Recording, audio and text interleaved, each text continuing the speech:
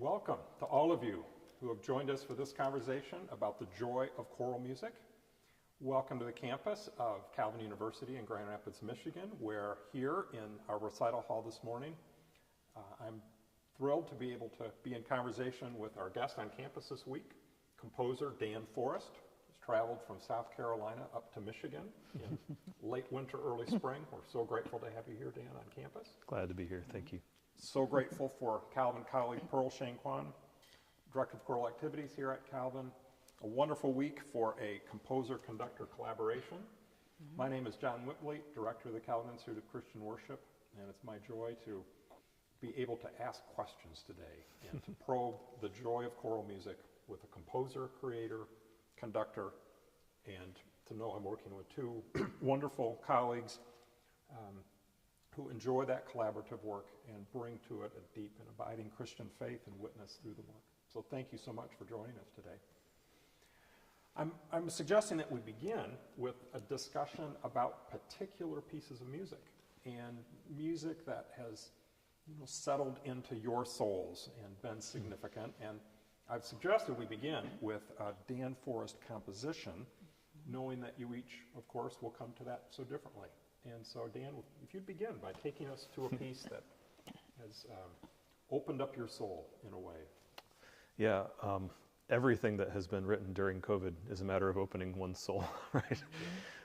We've come at all our work in a new light. But I'm normally most engaged with whatever piece I just finished. It's the one that I just poured all my energy into and I haven't lost track of it, or it's just what's most fresh on my mind. So if you don't mind, I'll share the piece that I've most recently completed, which is a setting of the very old Christian chant, Ubi Caritas et Amor, where charity and love our God is there. There are so many settings of it out there already. I had to try to find something new to do with it. One of the new things that I did with it was to just stick with the chant itself, to just let it be heard. The way that it's been sung for century upon century upon century in the Christian church. Of course, I had to add my own material to that, otherwise it would just not be me. So there's a lot of layers of counterpoint and under just supporting harmony. There's instrumental parts with it and choral imitation and polyphony and lots of things. But through the whole thing, I just wanted that text to shine clearly. Partly as an answer to where we've been over the last many years, right. That where charity and love our God is there. That is, you could argue, one of the most timeless messages of Christianity that Christians have to offer this world. That Christian unity and Christian love and love for our neighbor and love for all people, even love for our enemies, right. That where charity and love our God is there. So that Deus ibi est, God is there, that it floats around in the piece, and there's little echoes of it. And any time where the piece mentions love and charity, there's these little echoes of God is there, God is there. And it's even presented in like different, I don't want to get too technical, but different speeds. So sometimes part of the choir is doing it slowly, and other parts of the choir are doing it twice as fast. And there's sort of an echo effect that happens with that, where you hear it up front here, but then over in the distance you hear it happening more slowly. And I hope that there's almost like a timeless feel to that we hear it kind of echoing down through the ages, that like, this is what we have to offer, and it's worth taking. So yeah, that's what's been on my mind recently, that where charity and love our God is there. And at the end, it moves to, may we gloriously see the face of Christ, from the third stanza. So it actually gets kind of bigger at that section, with the idea that if you can see love and charity and unity, love for all people, that you're beholding the face of Christ in that moment. Wow. So some just unbelievable text that I've been privileged to work with on that, and hopefully the musical setting does something good with it. And what's it like to live with that over time? That's one thing I always think with your music. This was not imagined overnight. There's so many layers, and you've even taken us into that process. But how long a process would that be for you? Yeah, this piece is probably 3 months, and more of that time is spent trying to decide what my angle is going to be. What's my way in? What's my new spin that I'm going to put on this? Right. Otherwise, I'm just rehashing something that's already been done. Right. So I spend a long time engaging with the text, and in this case with the tune, the ancient chant as well. There's 5 phrases, 3 of them are similar, and then the last 2 are parallel. What are the possibilities here, and where's an idea really worth committing to?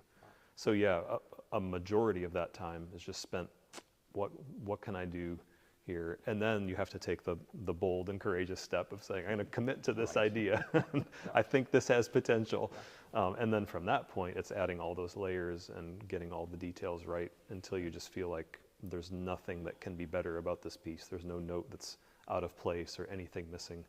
And that's just a long additive process. It's not the flash of inspiration, for me at least, that a lot of people imagine. Dan Forrest, the contemplative. Yeah, I guess. So, yeah, here it is. New way to think of the work. That's right.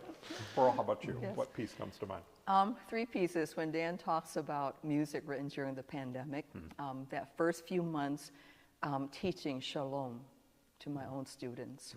You know, we're so weary, and to sing those words and seeing their expression and realizing that in the midst of this deep shadow, you know, God's shalom is there. And those were the words that Jesus spoke shortly before he died. And these are not kind of like peace, man, you know, kind of words at all. Second is light beyond shadow. I started thinking about this piece when it came out. During that time, a dear childhood friend of mine was dying. And so I would wake up in the morning and just be this deep sadness as he struggled. And always thinking, light beyond shadow, joy beyond tears. So just those 2 phrases, you just settle in your soul to give you that hope. And of course, our friend Darlene too, during all that time, how, you know, the sadness of it. So emerging out of that, in spite of living in this time of deep shadows, to see the light, it's there already. You know, even when we can't feel it, we know that it's beyond the shadow. And then it leads into Great is Thy Faithfulness. So these 2 pieces are the opening pieces for the concert this weekend. Great is Thy Faithfulness, my story, of course, is a beloved hymn. And you know, I have conducted so many services and concerts and whatnot. But as somebody who attends church, 5 months after we shut down, the Grave Church where my family attends, you know, big organ blasting, the congregationalists singing, the pews start rattling. 5 months after we were shut down, we began meeting up in the parking lot. And each family were so separated. We couldn't, you could just kind of wave to each other. It was like a remnant emerging out of, you know, shell-shock remnant emerging out. And we saw each other 12 feet across. And we had this little tiny keyboard, not the magnificent organ that we have in church. And the first hymn of that first service back was Great is Thy Faithfulness. The conductor in me, I just, total voice fail. The tears just came because we are in that time proclaiming God's faithfulness. So, and Great is Thy Faithfulness has always been in this program that I envision it. But to have light beyond shadow lead into Great is Thy Faithfulness, these are the 2 pieces of, among many of Dan's pieces, that are deeply embedded in my soul. Yeah. Wow. So we are talking about the joy of choral music, and yet these pieces are bringing us to a place of pretty profound, deep joy, I would say. But we're not then just talking about sort of ephemeral happiness or something on the surface, but something that goes much deeper than that.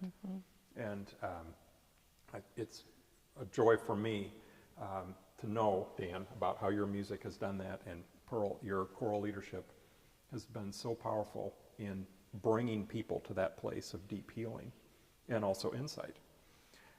And so my next question really flows from that. You know, powerful choral music is deeply pastoral, it's deeply prophetic, it's priestly, it brings comfort, it brings healing, it also challenges us and provokes us from places that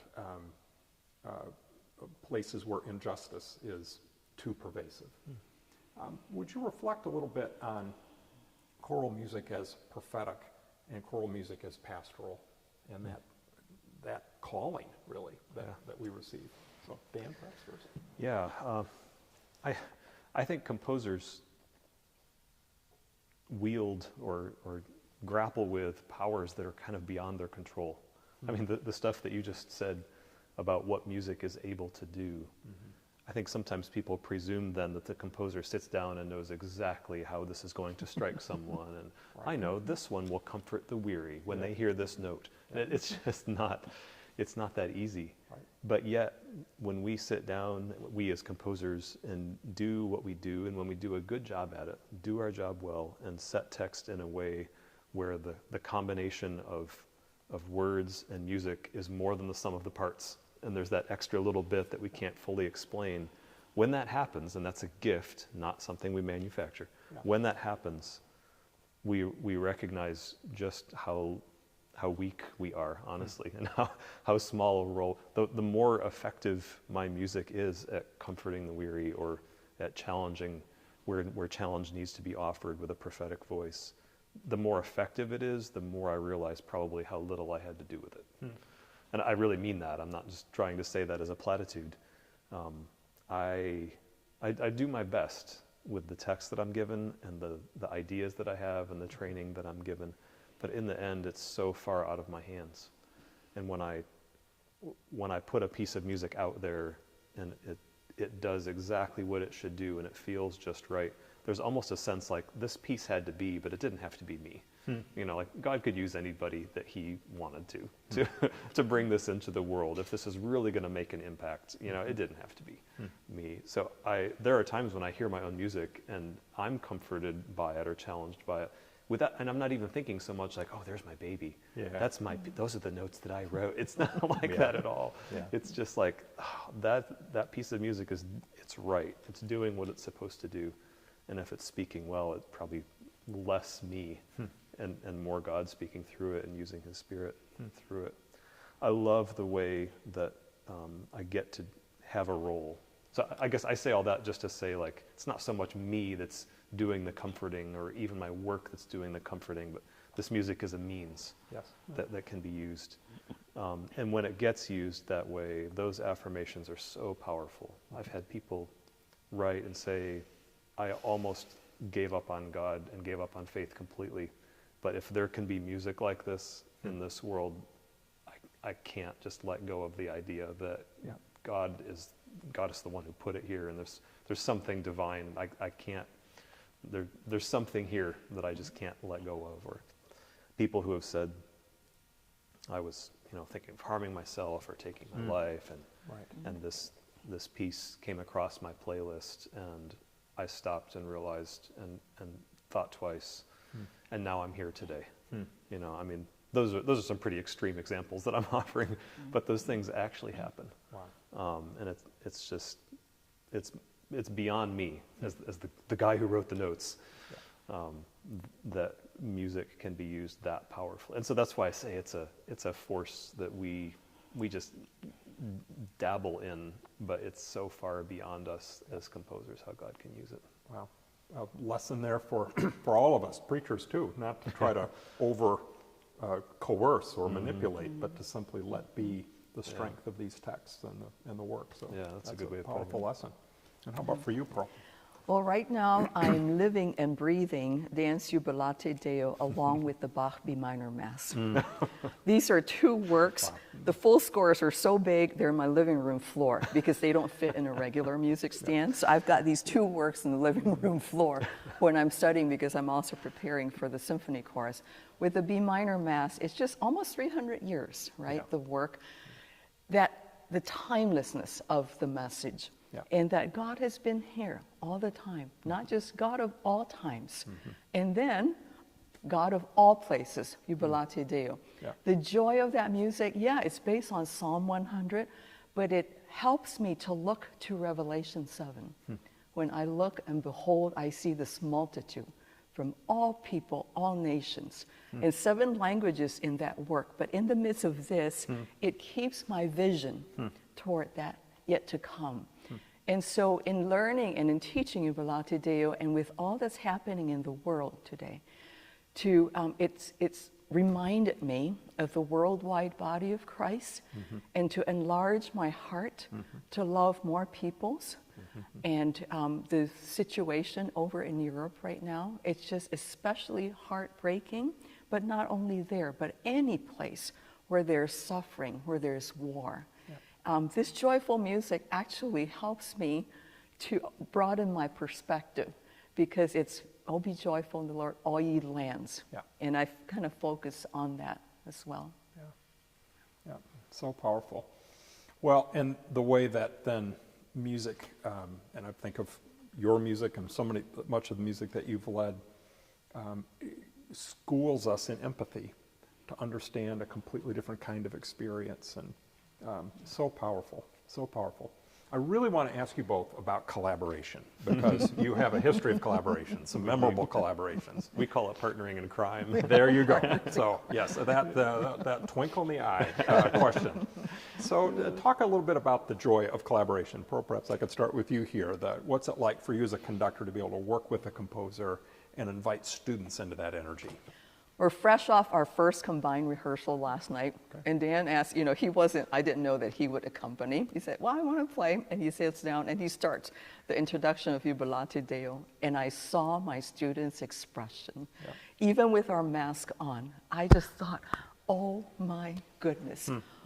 This is why we do this thing. This is why, we're working all these many hours, and there's nothing that compares with that.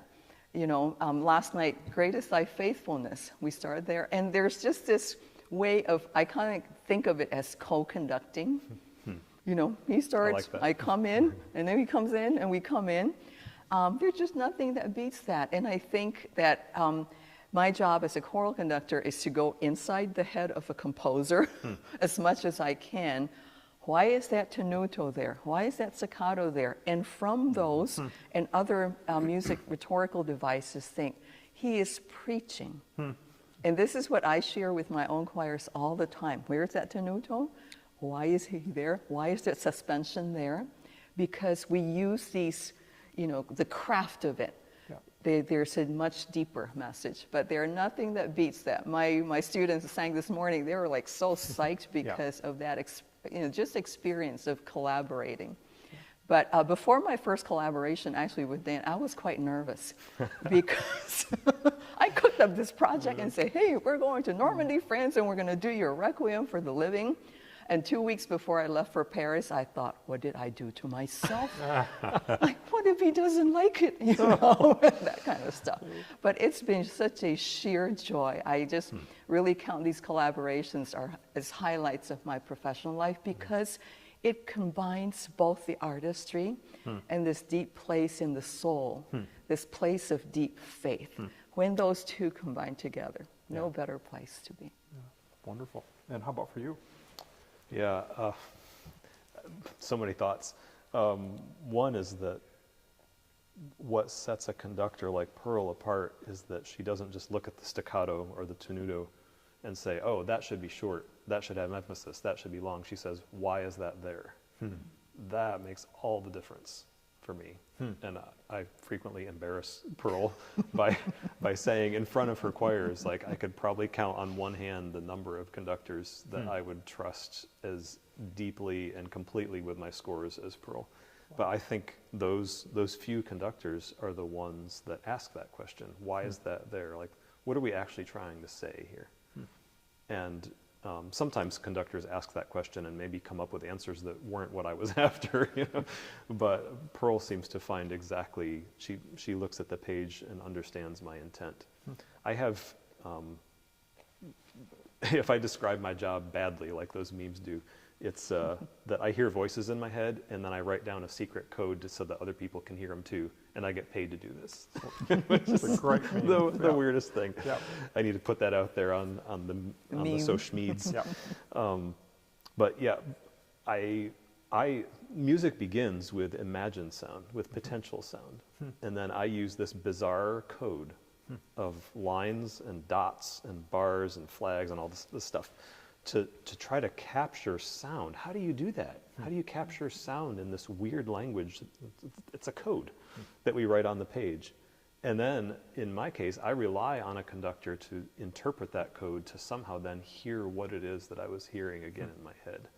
That is simultaneously such a risky and terrible process, but such a rewarding process when it works, when it happens the way it's supposed to. If I do my job well and I don't overclutter the page with too many details, but I put enough on there so that a fine musician can understand what it is that I'm after. And then they take this dead page that offers you nothing, just a convenient aid to memory, a roadmap to remaking the sound, you know, and then they bring it to life again. There's this reanimation that happens. And if you do it well, and like I said earlier, if the whole becomes more than just the sum of the parts or just slavishly obeying the page, then music is made. And that's what brings us back to the stage, to the hall, that we all want to be in the room where that's happening, you know, where there's that extra little bit that we can't fully explain.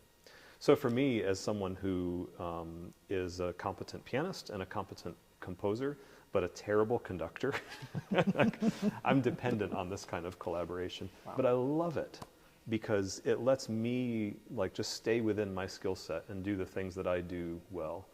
And then I turn it over to the hands of people who are so skilled at what they do from the podium and reinterpreting and vocal technique and choral sound and shaping and all this stuff that I'm just, that's not something I'm as good at.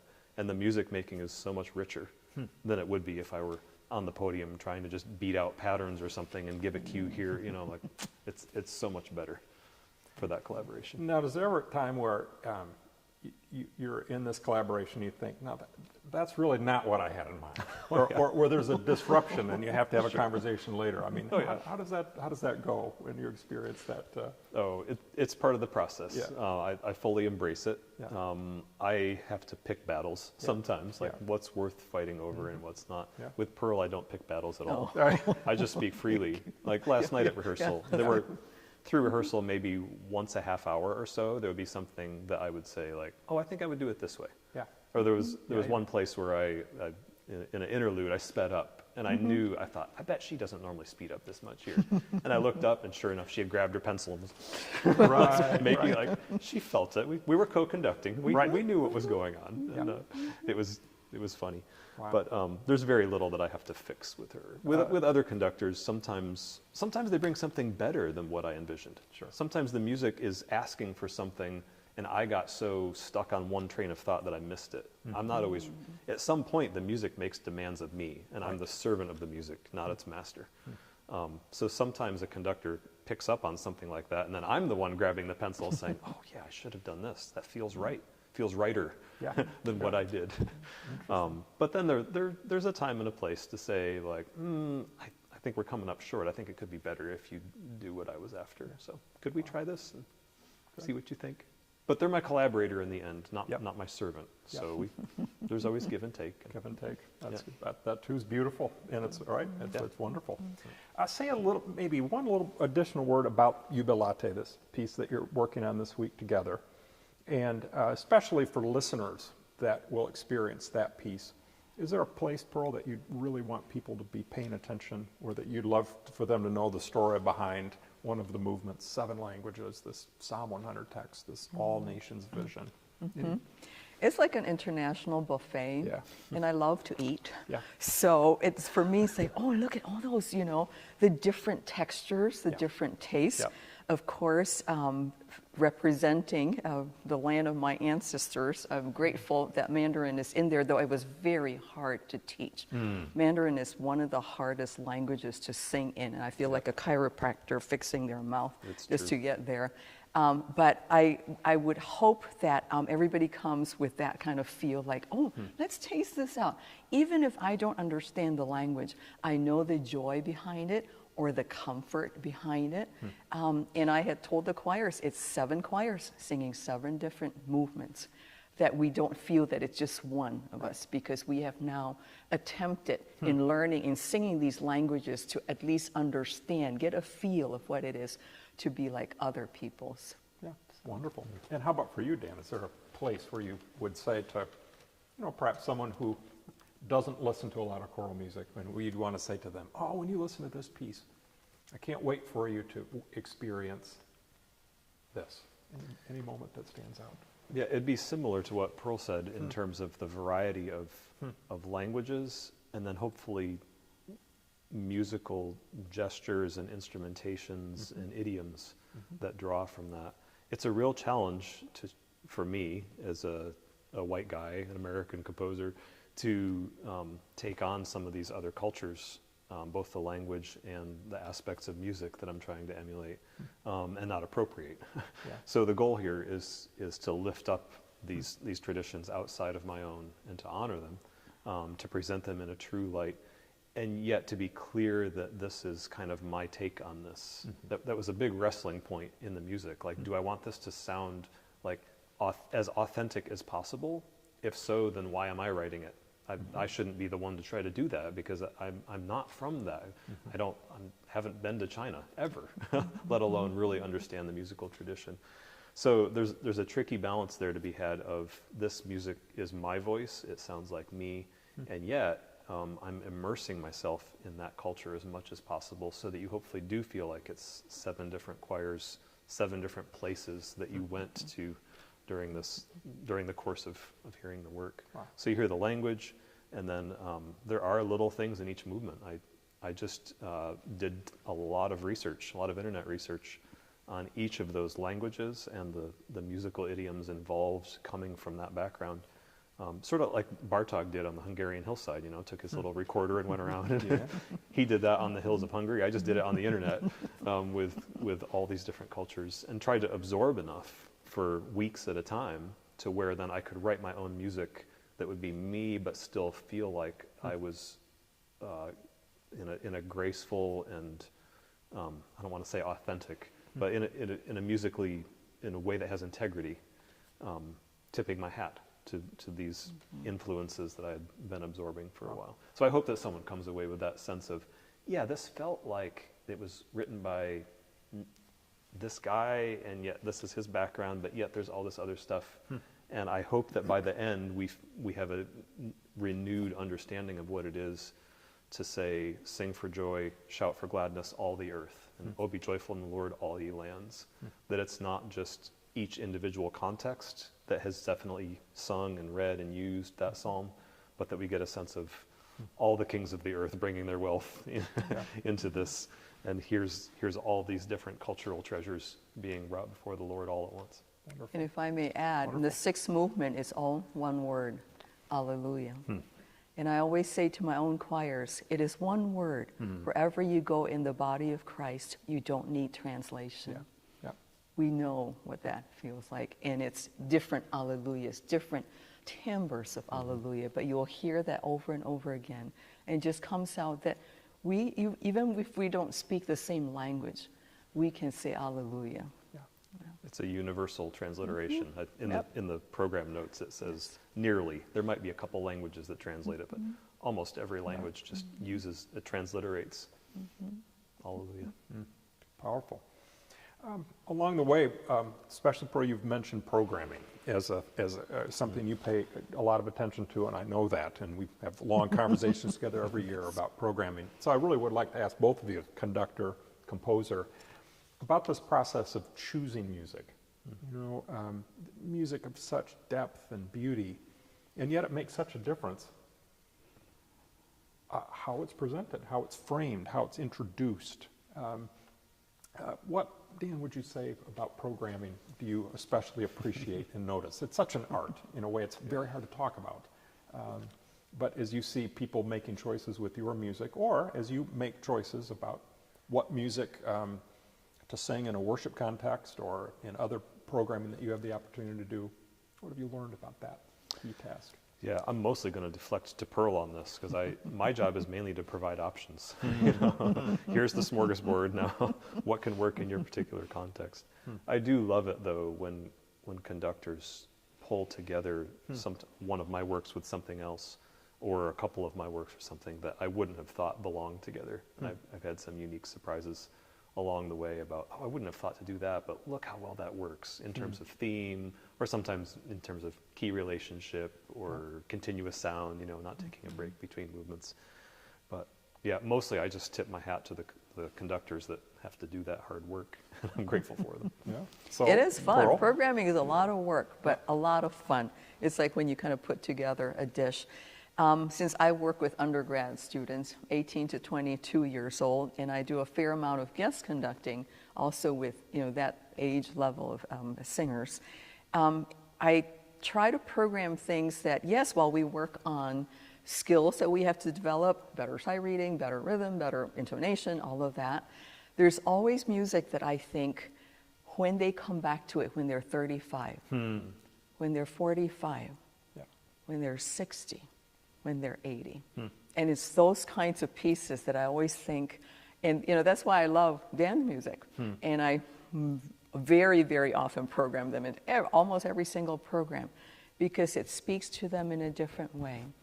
And they remember that. They remember that experience. It speaks to them in their individual journey, but I'm not just looking at them as 18 to 22 years old. I'm already thinking, when you're 40 and you come back to these words, light beyond shadow will mean very differently, isn't it, from their life experience. Yeah. Wonderful, wonderful.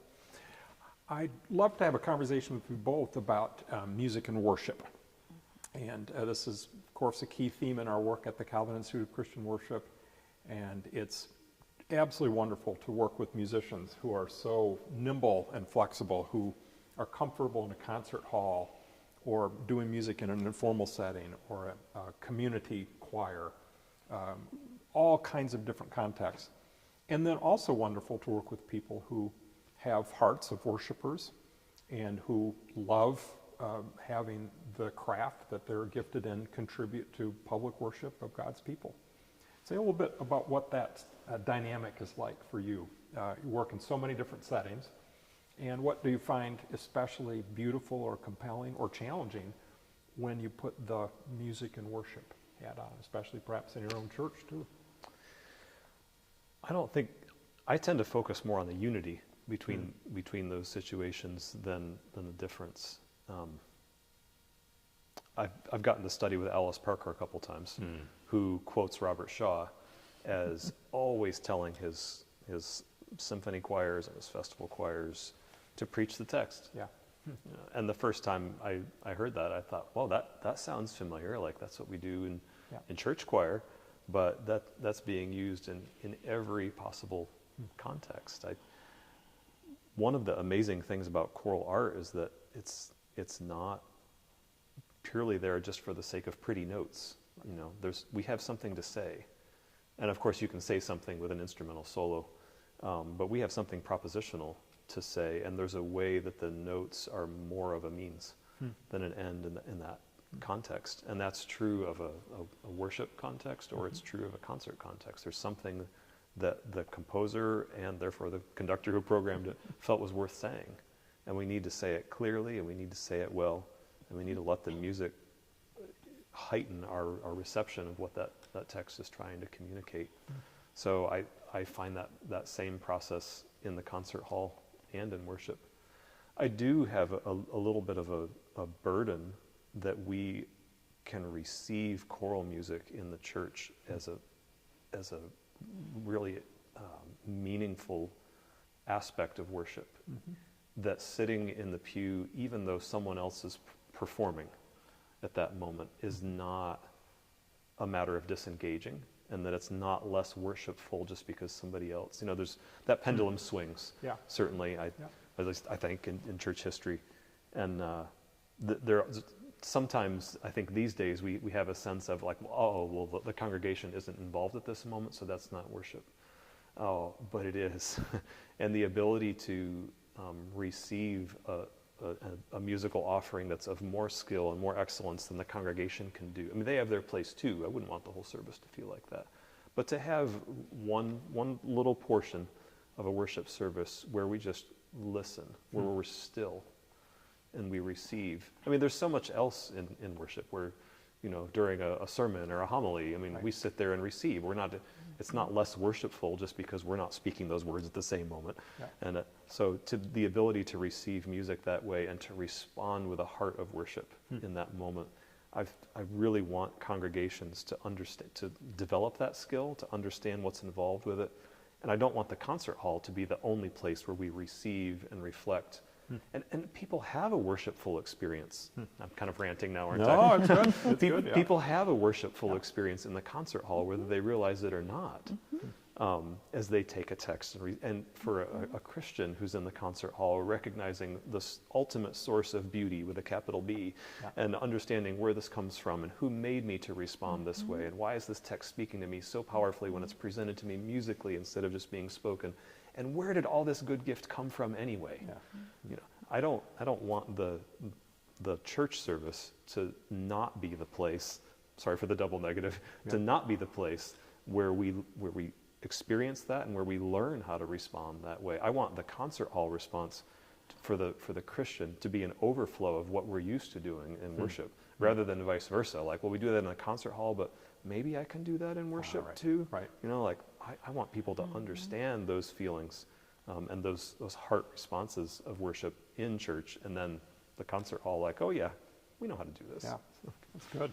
Well, music that preaches, I think maybe a few more churches ought to be like Bach's Leipzig. The sermon's in two parts, and the preacher preaches one part, and the choir preaches the second, and that would help us all, I think, be clearer about the power and potential that's there. So, as long as you don't ask me to write a cantata each week. Oh, okay. Well, I can't do that. a pretty good storehouse of anthems that could work as sermons get us for quite a long way. And how about for you, Pearl? Yeah, on that one? you know, programming obviously for secular occasions, there's you have to have enough of this, of different representative music, and that's fine. Obviously in church, for myself as a conductor and as a person, there is no difference. Wherever I step in front of on the podium, be it in a church or in a concert hall setting, it's my way of expressing thanks to my Creator. There is a scene in the Chariots of Fire movie where Eric Liddell, at the very end, when he gains a certain speed, usually runners face this way, right, to get to and he always lifts his head. And people say, what does running have to do with God? Yeah. And he says, but that's when I sense God's pleasure. So wherever I stand, whichever hall I'm conducting in or whichever church, it is just always that. And I am the most open. My spirit is the most open to God's Spirit when I'm conducting. And I tell my singers that, we learn all of this music and we let God's Spirit speaks to us, but sometimes it could be right to you and on the stage.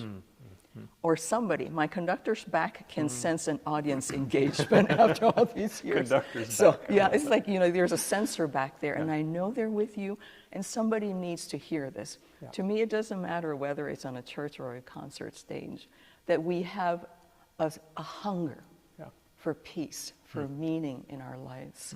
So, Well, it brings us back to that joy theme again, but in again, quite a deep and profound way. So wonderful. I'd like to ask you both about coming out of COVID.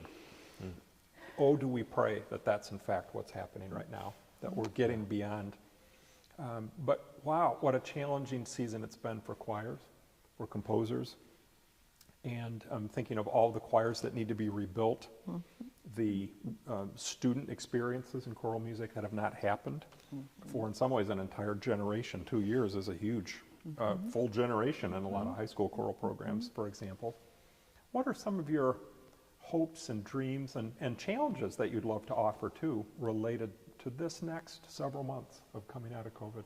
So, Dan, about that? Yeah, maybe I can speak to the composer side, and maybe Pearl can speak to the choral program side. For composers, at least for this composer, I didn't realize how dependent I was on the affirmation of hearing my music brought to life until COVID took it away. I probably thought of myself as a little more self-sufficient than I was, but it dawned on me several months into all the canceled gigs and commissions canceled and whatever all, that it was just getting hard for me to hear new ideas in my head, and it was getting hard for me to have that moment I mentioned earlier of like committing to an idea, like I think this is a good idea, I think I can make something of this, this has potential, I'm going to go for it. That got so difficult to do, and I realized it was because I wasn't having that process of conductors bringing my pages to life.